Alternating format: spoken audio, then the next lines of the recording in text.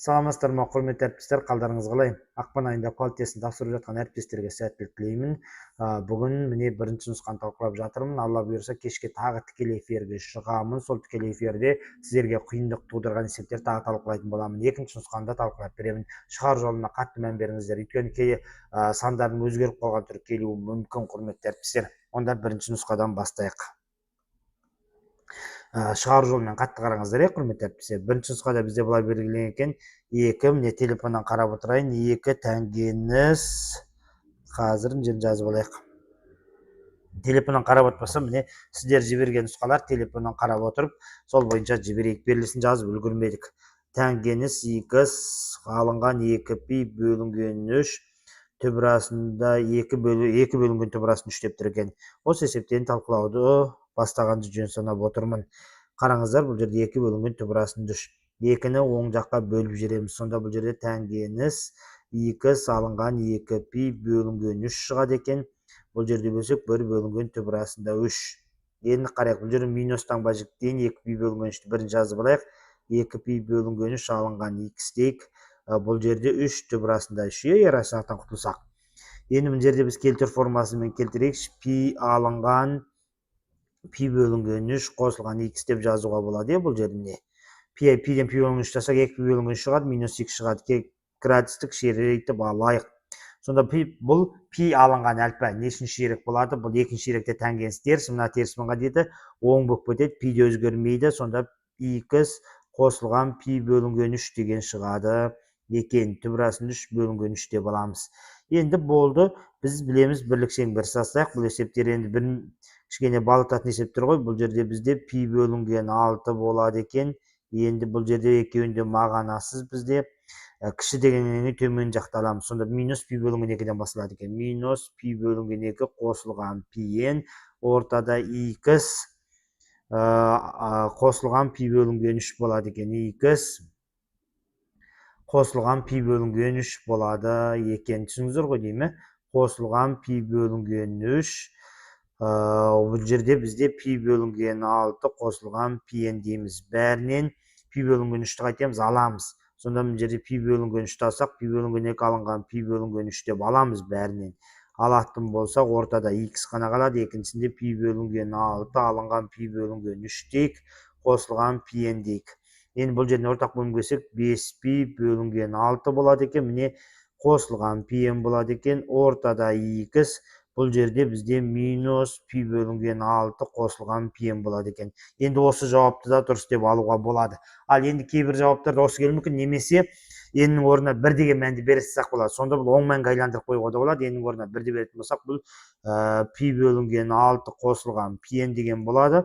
Еннің орнына 1-ді беріп пиен деп жаза салуға да болады. Бұл жерге берсек 5 пи қосылған 6 қосылған пиен деген жауап екеуі де дұрыс болады екен. Қайсысы келеді тесте ыңғайына қарай көресіздер. Бұл бізде бірінші есеп екен. Келесі есеп, екіншісі жіктеу екен. Оңай есептер қалтырып кетейік. Онда үшіншісін өте бірге өздеріңіздің қолдарыңызда бар ғой. Үшінші есеп былай екен. 2x қосылған 3 дейді екенбіз. 2x қосылған 3, x қосылған 2. Енді бұл есепті шығару үшін біз бірінші зер салады екенбіз анықталу облыстарына. Бұл енді x қосылған 2-ден кіші деп тұр ғой, онда анықталу облысына міндетті түрде назар аударып алайық. Онда былай шығарамыз. Міне 2x қосылған 3-тен 0-ге тең 0-ден үлкен дейміз. X қосылған 2-ден 0-ден үлкен болу керек, өйткені түбір теріс сан шықпайды ғой, 0-ден кіші сан шығуы мүмкін емес. Енді екі жағын квадраттаймыз. 2x қосылған 3 екі жағынан шығады екен, квадраттасақ x қосылған 2-нің квадраты болады екен. Енді реттейік. Біріншісі x минус 1,5-нан үлкен деген шығады, екіншісі x минус 2-ден үлкен деген шығады. Үшіншісіне реттеп ашатын болсақ, үшіншісін жерге реттеп алайық. Үшіншісіне реттеп ашатын болсақ, міне 2x қосылған 3 тең x квадрат қосылған 4x қосылған 4 тең емес одан кіші деп тұрмыз. Енді қарайық. Бұл жерде сіздерге түсінікті деген сенімдемін. Бір оң жағына өткізетін болсақ, бұл жерде x квадрат қосылған 2x шығады екен. Қосылған 1, 0-ге тең 0-ден үлкен екен. Бұл жіктесек x қосылған 1-дің квадраты болады, 0-ге тең 0-ден үлкен екен. Бұл жерге жазып алайық, x қосылған 1-дің квадраты 0-ге тең 0-ден үлкен деген шығады екен. Енді бұл жердің қиылысуларын қарайтын болсақ, біріншісі бізде минус 1,5-нан шексіздік деген береді екен. Екіншісі бізде минус 2-ден шексіздік деген береді екен. Үшіншісі бүкіл мәнді қабылдайды дейді. Үшіншісі бұл айтқанда бүкіл мәнді қабылдайды деген сөз. Өйткені нөлден үлкен ғой квадраттың мәні. Сол себепті үшеуінің қиылысқанынан жауабы шығады екен минус 1,5-нан шексіздікке дейін деген жауап шығады екен. Онда біз келесі есептерге өтейік. Келесі есептерімізде қандай периодын табыңыз деп берілген екен. Төртінші есебімізге периодын табу есебін көрейік. Ол жерде бізде y-тең синус x ба, y-тең синус x, косинус x, алынған косинус x, синус 3x деп берілген ау. Косинус жоқ, косинус x екен. Қазір мен ауыстырып жіберейік. Периодын тап деген есеп оңайырақ қой, қараңыздар. Косинус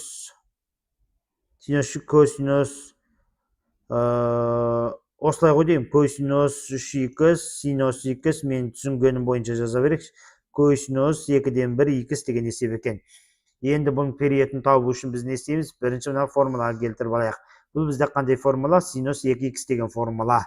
Қосылған косинус 2-ден 1 x жеке-жеке периодын табамыз. Бірінші период t тең 2π білесіздер, бөлінген 2x-ің алдындағы сан. Сонда t тең π шығады екен.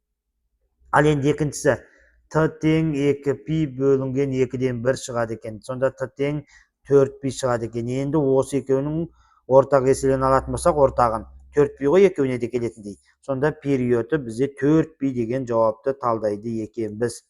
Бұл төртінші есеп. Келесі осындай берілсін жазып сіздерге талқылап берейін. Бесінші есеп бізде қандай екен? Үшбұрыштың қабырғалары, міне телефоннан қарап отырмын, құрметті әріптестер. Өздеріңіз жіберген нұсқадай телефоннан қарап жазып отырмын. Бесінші есеп үшбұрыштың қабырғалары 4, 5, 7 үлкен қабырғасына қарсы бұрышты тап дейді. 4, 5, 7 міне. 4, 5, 7 үлкен қабырғасына қарсы бұрышты тап дейді. Онда косинустар теоремасын қолданасыздар.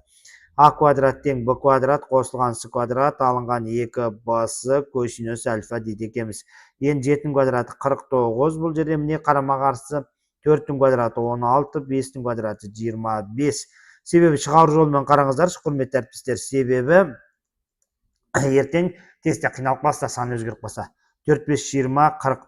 Алдында көрген әріптестердің көбі жауабын жаттаймын деп қателесті ғой, өзіңізде байқадыңыздар. 16-ға мынаны қосатын болсаң 41. 16 қоссаң 41, минус 8 шығады екен. Косинус альфа дегеніміз міне минус 5-тен 1 шықты. Бұл бізде 5-ші есеп екен. Давай енді 6-шы есеп көтейік. Келесі 6-шы есебіміз көрінгені бойынша талқылап кете береміз. 6-шы абсыды ромбының диагоналы дейді. Енді 6-шы есеп ромбыға қатысты екен. Ромбының диагоналы деген есептер екен. Ендеше көрейік. Бізге абсыды ромбының диагоналдарының қиылысуы нүктесі О дейді.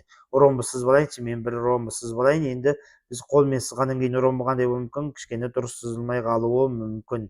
Болды, осылай белгілеп А, Б, С, Д ромбы диагоналдары О нүктесінде қиылысады дейді.